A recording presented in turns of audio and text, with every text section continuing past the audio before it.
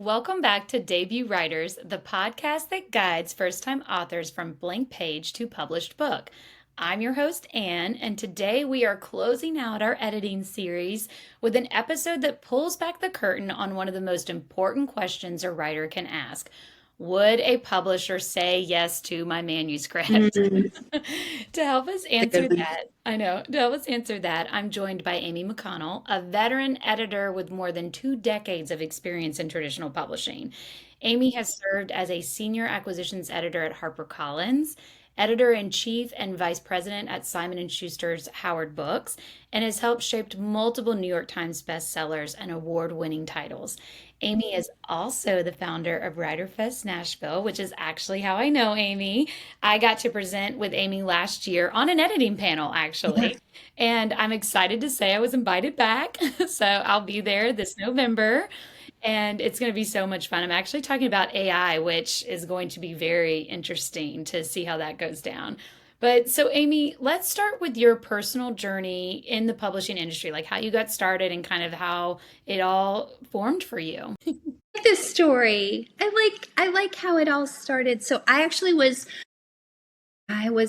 I was on the academic track. I was getting my English. I got my English degree. I was going to graduate school, and wanted to teach. I had a lot of teachers in my family, and while I was teaching, I would find my escape in books, as I always had all my life. And I was reading Parable of the Sower by Octavia Butler one day, and I loved the book. Was devouring it.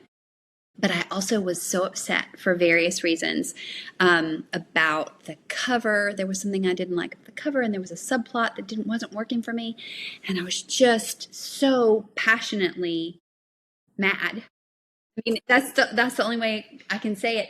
And it wasn't because of anything Octavia Butler did. She's brilliant, but I mean, God bless whoever was there, but I was like, oh, whoever was her editor just didn't love her like I would love her. I would love her more. And my roommate at the time was like, you're acting so strange. You don't get this, Matt. Like, you don't get like this. You don't get this passion. And I was like, yes, but I do. I care more than anybody else about books. I'm sure I don't care more than anybody else, but at the time I was like, this is something I really care about. And my roommate was like, yeah, this is where you come alive. And I went, yes, this is where I come alive. I care so much. And so I just, at that moment, just resolved, I have got to get a job in book publishing. And so I resolved not to go back to graduate school the next semester. I tore up I had a contract with the school, and I tore it up, and I was like, I'm getting a job in publishing by hook or by crook. And I did. I got a job in publishing. I just had an entry level position. That was in 2000 and no, it wasn't in 2000. It was in 1994. In 1994, and started sort of, at the in an what do you call it? Like an administrative role, I guess. I was like an associate editor, I guess, and loved it. Day one, loved it. Woke up every morning thrilled to go to work. It was just a dream come true. I love writers, and I care more than the average bear about the silliest things about a book, and the biggest things. And I really have a deep alliance with writers.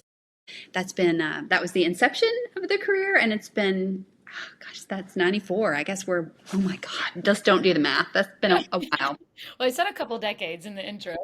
But I mean, how exciting. I'm so thrilled for you that you found your passion in such Mm, like that early phase of your I life. was really lucky.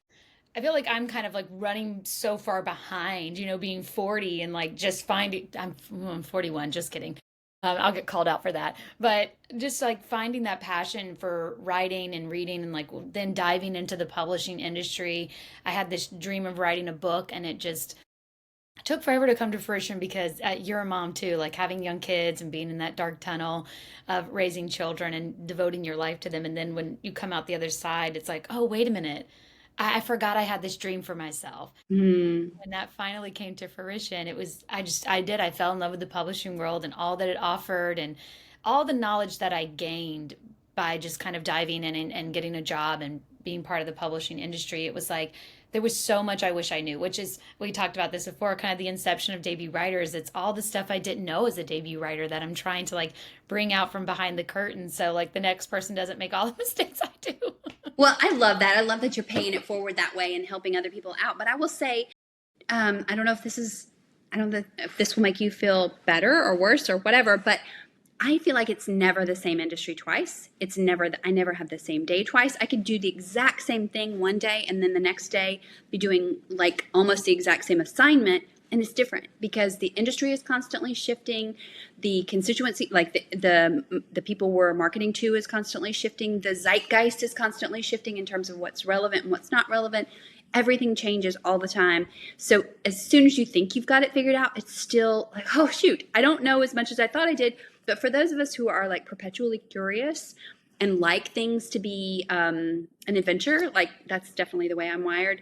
It's perfect for me because I don't ever know what the day will hold, and I just get excited, like learning every single day. Yeah, they always talk about how publishing is forever changing and the disruptors of publishing and all that stuff. And I Mm-hmm. couldn't imagine. So when you started in publishing, book talk didn't exist, Mm-hmm. influencers didn't exist. Like, I bet that changed the whole game. Yes, yes. In fact, when my first job, remember I said it was like in a like a low level position.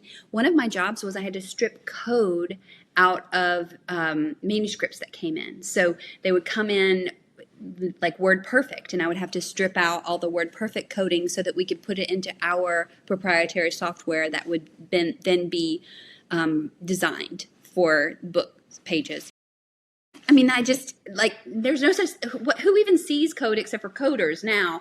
But and I didn't have I had we had faxes. I would send contracts via fax back in the day. Did you get like Um, actual like papered books I emailed to did. you or Yes, mailed to you? yes, and I had ARCs, which is, as you know, like an advanced reader copy, or proof pages were actually blue and white when we first would get them. They were like, I don't know why, but they were blue and white.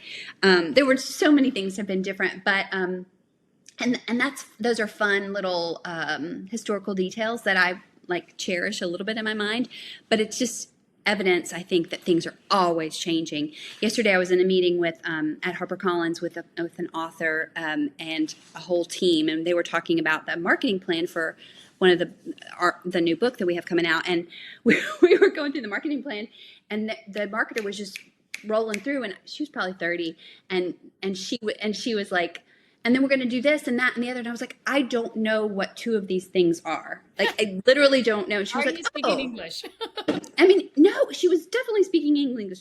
But there are things that she was taking for granted that were sort of marketing technological tools that I, having been in the business all this time, still didn't know about.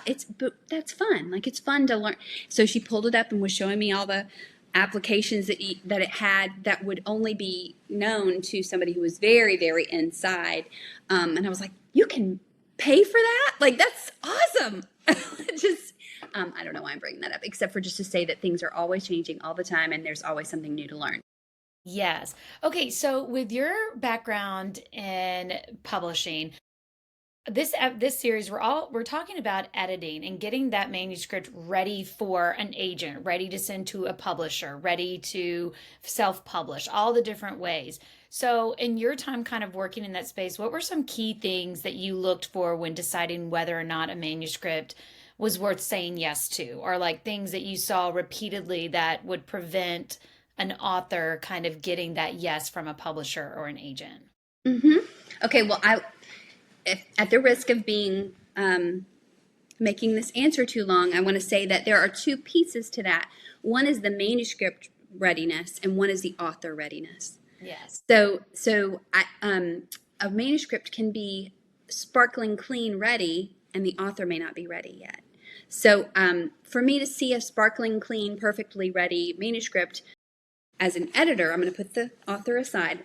The manuscript needs to be traditionally formatted. For instance, it needs to have 12-point double, one and a half or two spaced. What is that called? Line spacing, with the right margins, etc. So it should look easy to read on the page. And why is that? Is because the editor is going to be reading it We want them to easily digest it, right? So if there's not enough space, if the font isn't big enough, etc., then it will be difficult for the editor to ingest and read quickly. Editors read freaking fast. We're really fast readers. So it needs to be formatted well. It needs to be error-free, right? And if we're talking about a novel, it needs to grab you right away, right? In terms of the first 5 pages. One of my favorite books is Noah Lukeman's The First 5 Pages. That's a great book to read for anybody who is interested in submitting. Yes. So there's that. Fiction needs to be easily graspable. If it's nonfiction, then it needs to be clear what the problem is, what the solution is, and why the person who is writing the book is the right person to answer the problem. Right. So those are the two. For me, that's fiction and nonfiction. It needs to be very well presented, clean and tidy, have a clear problem and answer, and otherwise have a quickly graspable trajectory of plot. Like, I know what the story question is. So those are a couple of sort of off the top of my head things that need to happen in a physical manuscript. The reason I bring it up about the author is the author needs to be ready in his or her heart for what comes next. And I bring that up because sometimes an author will put something out there that is in great shape, but he or she is waiting to be validated by the response.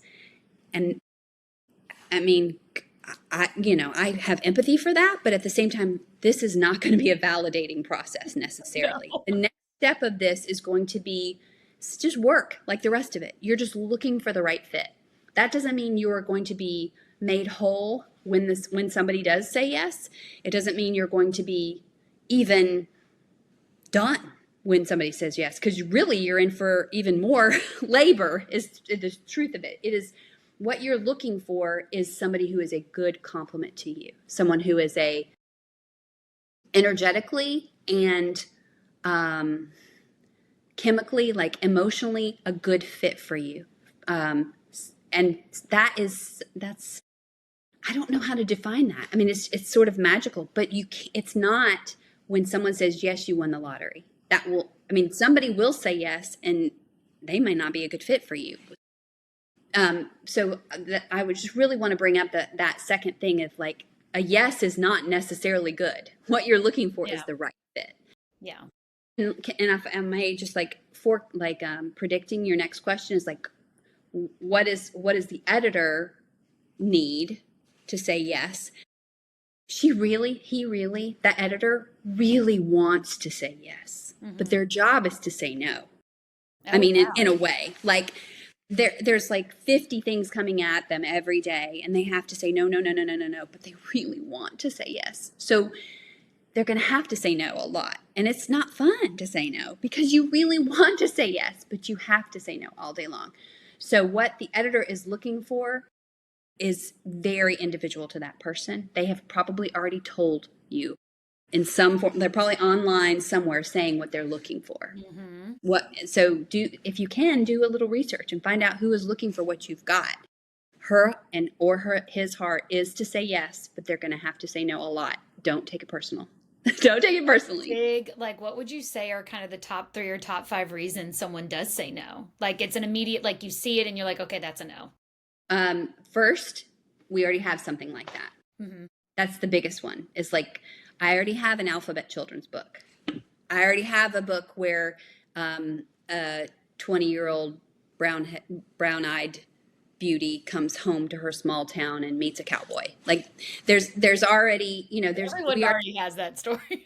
Well, somebody, that's the most common reason is I already have something like that, because my job as an editor in-house is to present a list. It's present a, if you will, a menu of items for the bookstores to choose from. And if I already have several breakfast dishes, I'm not going to be in the market for a dinner dish, right? So they're looking to complement what they already have, and then also to stay in their wheelhouse. Like if that is, to go back to that brunette who's goes into small, that is romance, right? So I want to stay in my wheelhouse. So I'm not looking for necessarily the brown-eyed, what did I say? Whatever she is.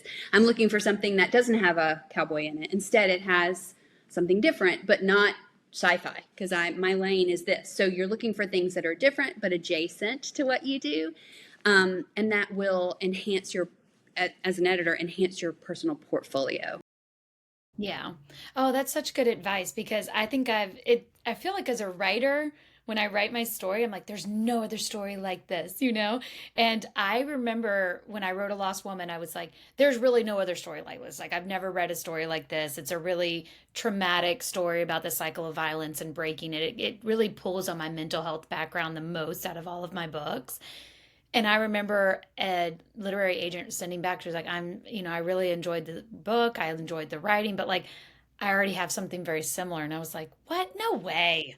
So it was like, that first hit of like being a debut writer and realizing that your story is not as unique as you think, that there's a lot out there. And sometimes that's just the reason. Because I think as writers, we do take that rejection so incredibly personal. Well, I hope your answer to that was, what is it?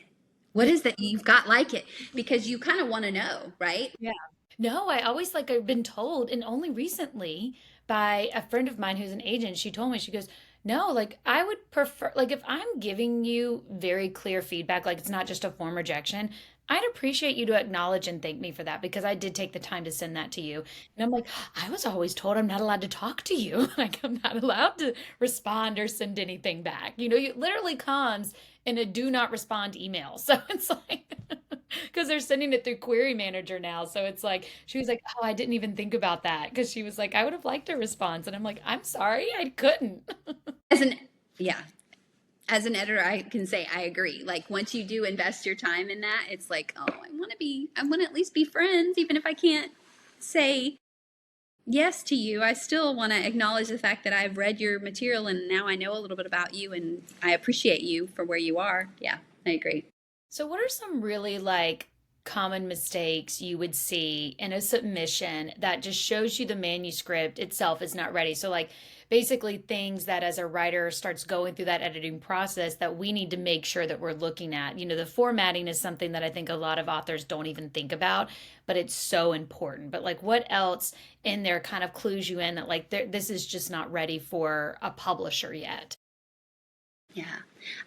The first thing that comes to mind is that if something needs a whole lot of context, then it doesn't speak for itself. So, for instance, if I receive an email from an, an author and it gives me a ton of context for what they've sent, then I know that the book itself doesn't do a good job of speaking for itself.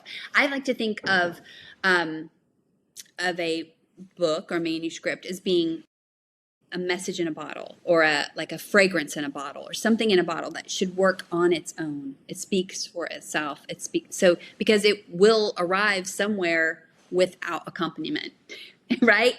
So if a lot of times I'll hear from authors who say, here's what happened and here's why I wrote it, and there's so much context around it, and I'm like, okay. And then I open the manuscript and I'm like, I need to go back and read that email to understand what's happening here on the page. Yes. So just, does that, No, help? that's great because I recently participated in like a first page read.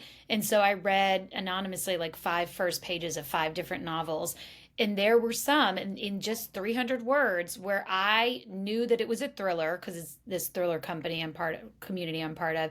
It's like I knew within the first 300 words this was a thriller. I'm already like wondering what the heck is going on. Like I'm asking all the In a good way. questions. Yeah. Like I understand where we're going and what this story is about.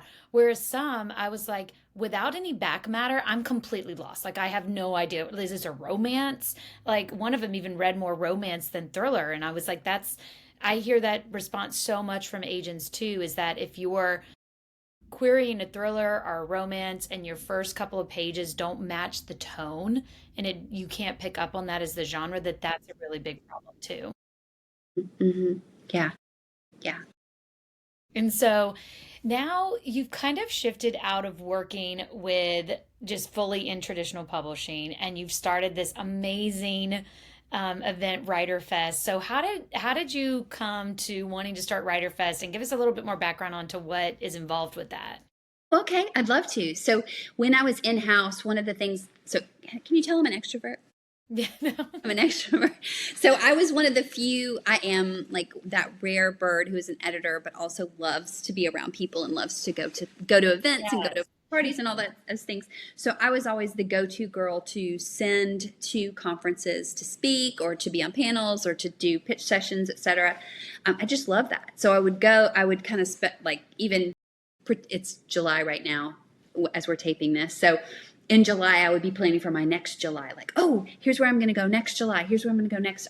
So I'm fanatical about going to where the writers are, so I can be among them.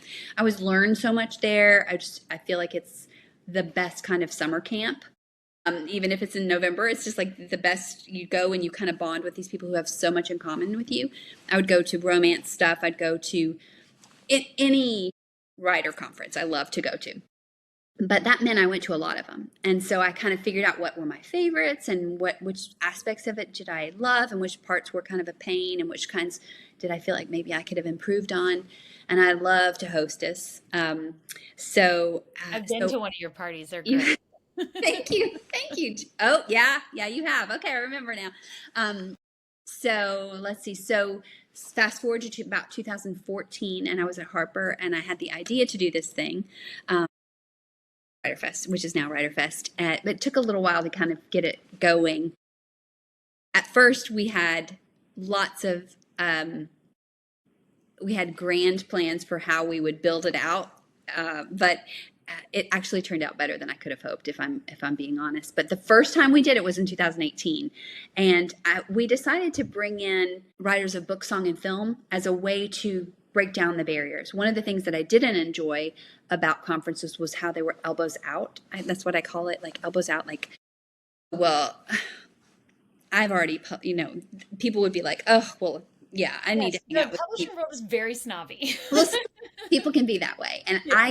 that's just not how I roll. I always wanted everybody to hang out together and everybody to get along, and so we just figured it would be really fun to bring people who wrote songs and books and films and have us learn from one another, because I always learn so much from people who do things that I am not doing but are adjacent, and that Important to say too that it's in Nashville. So it is that adds like the whole other like songwriter component well to it, I think.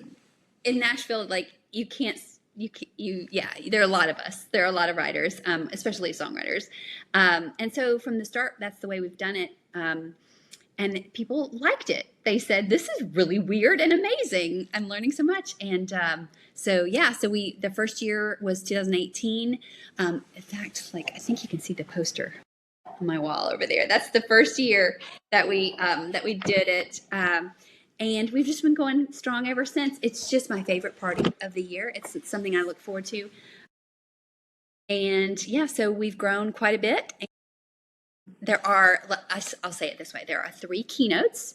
Song, film, and book are represented, and then we have about 50 breakout sessions. 50? No, 50 people in the breakout session. 50 faculty who are tops in their field: writers, publishers, publicists, marketers, poets, illustrators,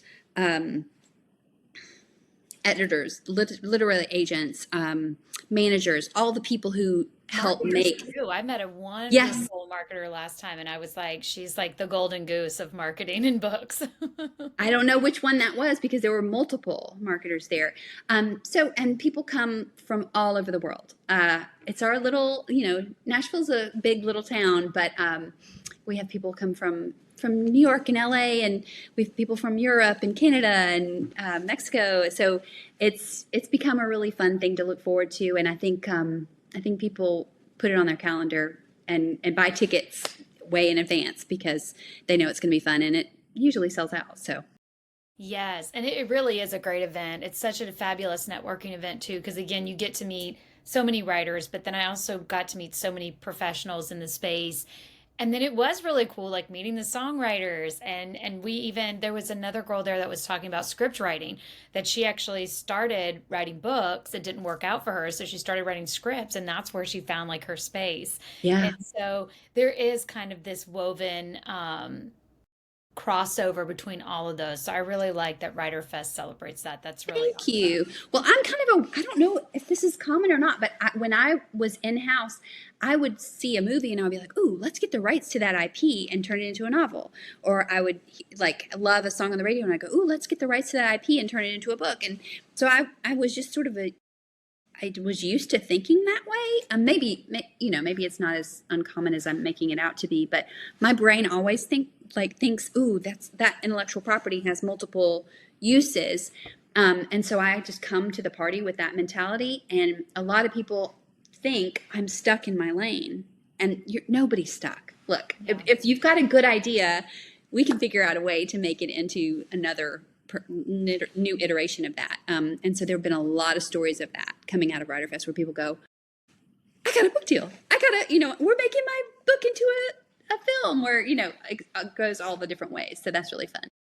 Well, I always say my biggest party trick is like, give me 30 minutes of meeting you and I can tell you what you should write your book about. That's a good trick. I know. I just always like have like that initial like, oh my gosh, if you wrote that book, if you wrote about this, or you could use that as a platform to then do this and go on to do this. And that's really like with the publishing company I'm doing acquisitions for now, that's kind of one of their biggest, is it ready? Is this book one piece of something more? Because Ooh, they yeah. want the more piece, you know? And so Mm-hmm. it's like they understand that a book can be such an incredible launching pad in that nonfiction space. Mm-hmm. So that's kind of like anytime I'm reading a book Mm-hmm. or deciding on an author, that's what I'm thinking is what are the other opportunities aside with this book? Right, right. Is it so? Remember, I've said I will say it until it's not true anymore. I'm not pregnant with an idea. I don't want to write my own book. I've ghostwritten a number of books, but I I do that because I want someone else's idea to come to fruition, so I come alongside and help. But my point being, as a reader, I really read to enjoy the company of another person who's very intentional with my time. And that, I think that goes back way to childhood, where I was like, I'm lonely because I'm an only child right now, and I want to be together with other people. And so I've read voraciously to be in the company of someone who is very intentional. And even in that scenario, as a little kid, I would be like, oh, that's over. Now I feel lonely. Like you're not with me anymore. So the reason I bring it up is because when I'm in experiencing a book, I feel like I am with another person in that space of that book. It's a metaphysical reality for me.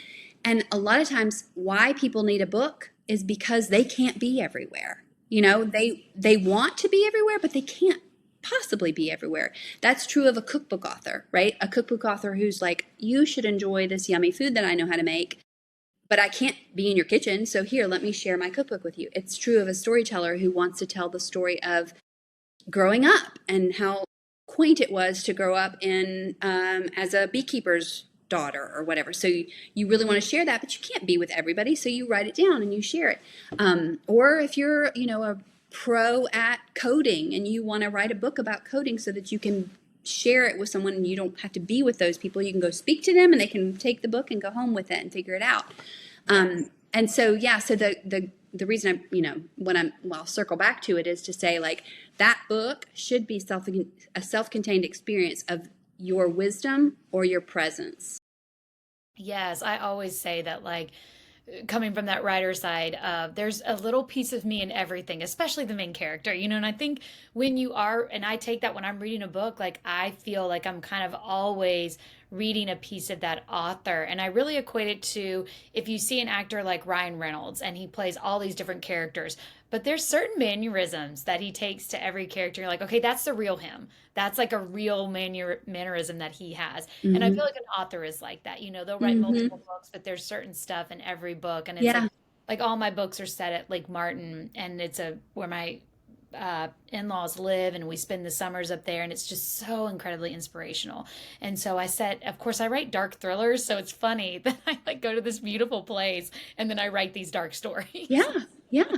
No, it's not funny. I mean, it's probably very psychologically sound to have a place that feels somewhat safe to live out your negative fantasies, so that it can feel like it is a self-contained universe that makes sense. Because suspense and thrillers are mayhem made sense. I was just visiting my brother, and he moved to one of those like cookie cutter, all inclusive neighborhoods in Birmingham. And they've got all the houses back up to this park. And it's this beautiful park that everyone has access to. And we're out there playing with the children. And I'm like, Brooks, what if you like woke up one morning and there was a dead body in this park? And he's like, seriously? Like, And that's my next book. the number of thriller writers, like, and we'll be out to eat, and I'll be like, it would be really easy to poison that. I'll be like, I should go out to dinner with different people. I know, right? You're like, that's where your mind goes. My husband always jokes, he's like, I did not know my wife was so dark. Like, he was like, I can never make her mad because I'm pretty sure she could kill me and I can get away with it. Your Google search tells the story.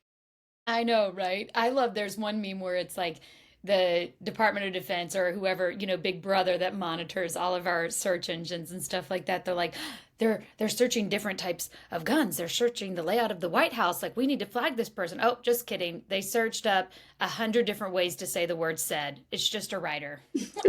That's it. And so it's so funny.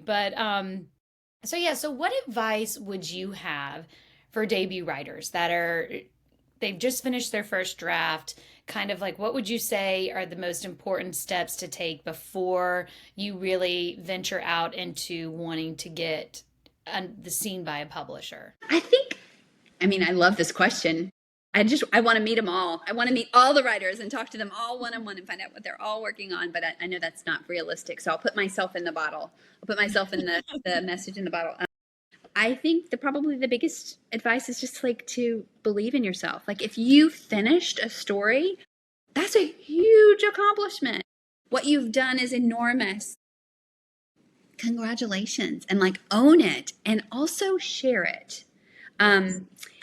Go ahead and be willing to do an open mic read, to share it with a few trusted beta readers. See how it lands, because you should not be testing it with an agent. You should be testing the efficacy, how it lands, how the story lands or how the book lands with some people, trusted people first, whose opinion you care about, but you can live with it if they don't love it. Yes. You have to at least try sharing it first of all. The most successful novelists I'll say novelists, the most successful novelists I know have always run their first draft through a beta test with probably 10 readers, just to see like what is consistent feedback I'm getting across these. That's a privilege and a joy to share your work with someone before you go public with it. And that's what you're aiming for anyway, right? Is for people to react to the book. So give it a chance to be reacted to, and then find out what that feedback is. Live with it and decide what you want to change based on your own gut instincts around those things. Get it in great shape, and then you can go forward. Yes, I've told this story before, but it's just the most hilarious story. There was a writing conference like the city over in Seaside, and they were having pitch events, and you could pay to like go sit with an agent and pitch your book. And I had finished A Lost Woman, and I'd made the inner silent decision that I wanted to see if I could get it published. And so I drove over there secretly, told no one. I think my husband was the only one who knew. I like secretly go over there and I sit down for my meeting and I show her my stuff. And I mean, not even 5 seconds. She's like, has anybody ever read your stuff? Have you showed this to anyone before? Like, basically, like, do you have any idea what you're doing here? And I was like, no. And she goes, okay, I'm going to need you to do a couple of things before you come see me next time. And she was so sweet and so nice. And I was so green. But it's like, yeah, it's that I think writers always feel like it's such an isolating thing to be a writer, and like we keep it so close to the vest, but it is so important to share your work. It is so important to put it out there.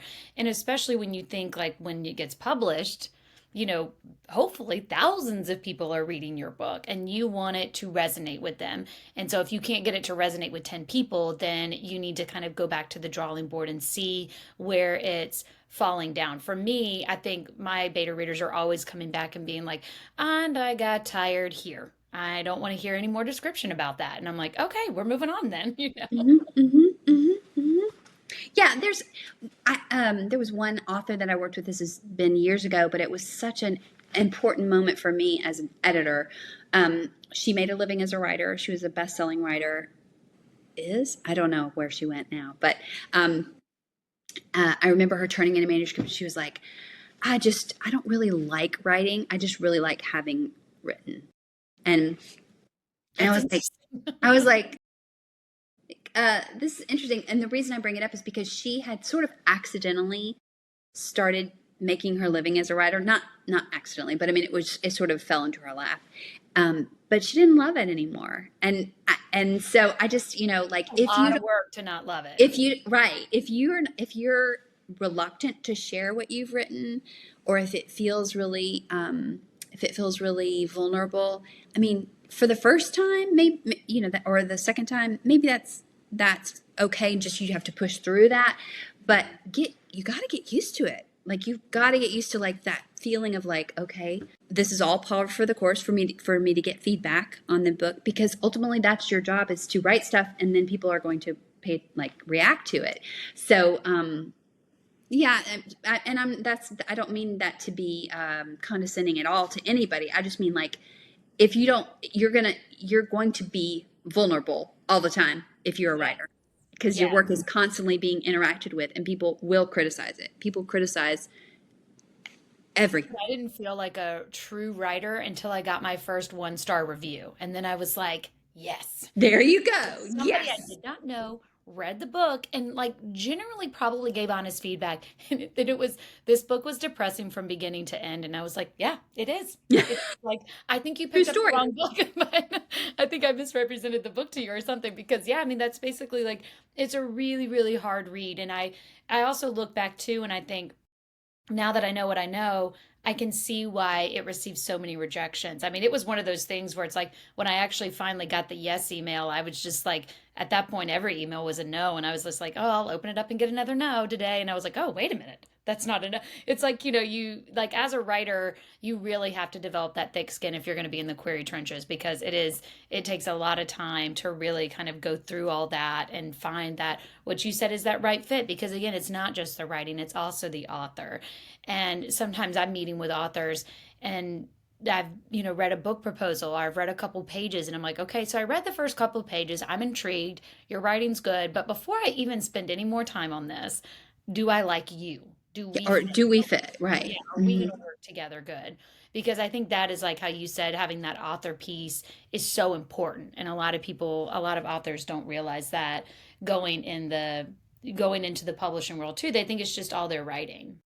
I was with an author that I've worked with the other day. I was with her for a while working on some stuff. And later I just sent her a text. I was like, how do we get paid for this? Like, this is such joy. Because when you do find a good fit, it doesn't even feel like work. It's so good. Um, but it does involve a lot of rejection, and it does involve a lot of, like, hard critique, and sometimes going back to the drawing board. But if you love it, there's nothing else I'd rather do. Yeah, and I love how you said like just barreling through and that kind of stuff because with The Lost Woman, even after it got published, it was still like on the struggle bus because it is a very hard read. And now I look back and I think, okay, this is probably why, because I feel like agents and publishers give you the information but as to why it's not a fit for them, but you have to read between the lines. And so when I was in education, we had tons of parent teacher conferences, right? And let's say your child has ADHD. Well, I can't say that, I'm not allowed to say that, but I'm like, your child's really hyperactive, they have a hard time focusing, sitting in their seats not really something they're good at. And it's like I'm trying to like hint to the parent all these things, but I can't really say it because we're not allowed to say it. And so I feel like that's kind of how a lot of responses are from agents is they're like trying to tell you in a really nice kid glove way why it doesn't work for them. And so once I learned the language, I go back and I'm like, that's what they were saying. They were like, we like your writing. The story's, it's really passionate and powerful, but like, I can't sell this. Nobody wants to read this. Nobody wants to buy this. And you're so self-deprecating. Goodness gracious. But so, how many times have you ever had that though, where you really loved a book and the everything fit, but you were like, I just don't think I can sell this. Well, Yeah. Um, You're like, unfortunately, yeah. yeah. I mean, it happens. There's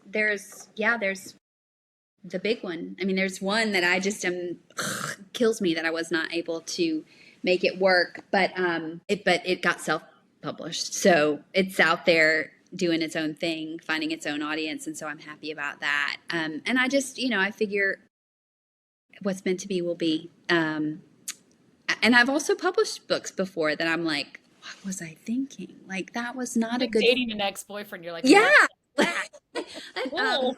and you know, but it's all part of it. All to me, my bookshelves tell a story, and they're all part of me. Even the mistakes I've made are part of me, and I'm not sorry about that.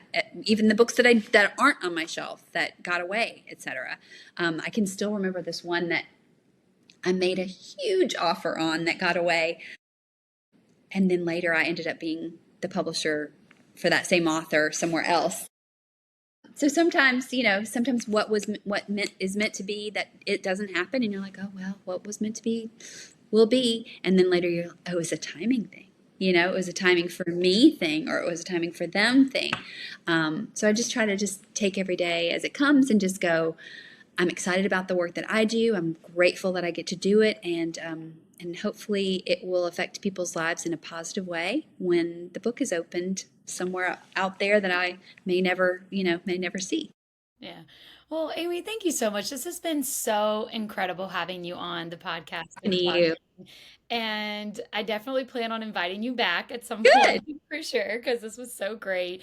You just have so much industry knowledge. And so the whole point of pulling back the curtain and really learning all the nuances of the different fate, because now it's like you've worked in that traditional side so long, but now you're also in that self-publishing space, in that hybrid space, learning all about the different Mhm.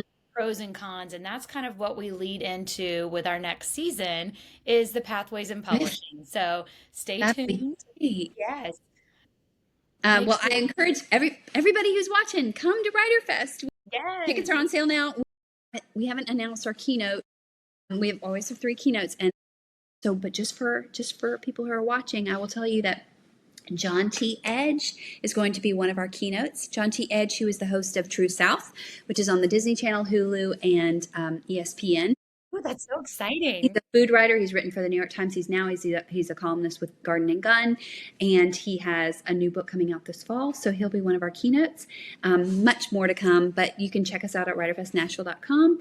And we really have events all year long. I don't know if you know that, Anne, but we have events all year Yes, long. I'm jealous of all these events because I'm like, I really wish I lived in Nashville. Well, it could happen. You can telecommute, my friend.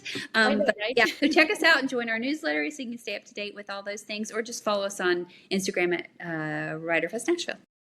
Yes, yes, definitely check that out. And we will link it in the comments and we will link it in our Substacks newsletter. So make sure you're subscribed to that, subscribe to our YouTube channel so you can keep up to date when the next season comes out. And thank you all for listening.